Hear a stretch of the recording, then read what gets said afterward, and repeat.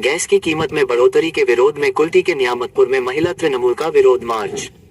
पूरे देश में कुकिंग फ्यूल की कीमतें बढ़ गई हैं। इसके विरोध में राज्य के अलग अलग जिलों में विरोध प्रदर्शन किया जा रहा है।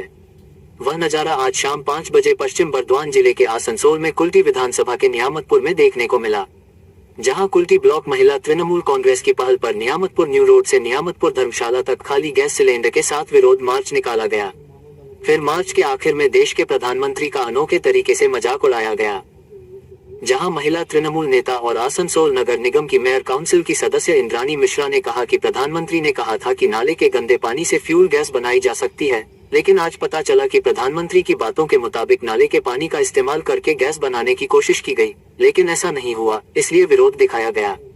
आज के विरोध मार्च में स्थानीय वार्ड नंबर 61 के तृणमूल पार्षद बादल पुएटांडी, पश्चिम बर्दवान जिला तृणमूल उपाध्यक्ष सुब्रत सिन्हा और कई अन्य लोग मौजूद थे। দেখুন, যা ভারতবর্ষের অবস্থা, আমি আমাদের এলাকার কথা বলবো। গ্যাসের জন্য হাহাকার, মানুষ গ্যাস বুকিং করে গ্যাস পাচ্ছে না, বুকিং করার পরেও সেটা ক্যান্সেল করে দিচ্ছে।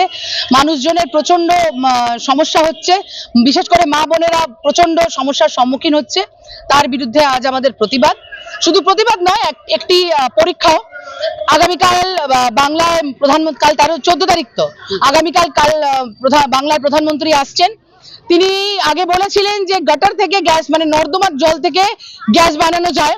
আমরা সেটাও করে দেখলাম, আমরা সেটাও চেষ্টা করলাম মোদিজির ফর্মুলা অনুযায়ী, যে উনি বলেছিলেন একটা পাইপ চাই, একটা বর্তন চাই আর গ্যাস চাই, ওটা থেকে গ্যাস তৈরি হবে। আজকে এখানে এত মহিলা আছেন, আপনারা আছেন, সবার উপস্থিতিতে আমরা প্রধানমন্ত্রীর সেই টোটকা, সেই ফর্মুলা অনুযায়ী চেষ্টা করলাম, কিন্তু আবার সেই আগের মতো ব্যর্থতার সম্মুখীন হলাম। তাহলে প্রধানমন্ত্রীর ফর্মুলা ফেলিয়ার হয়ে গেল।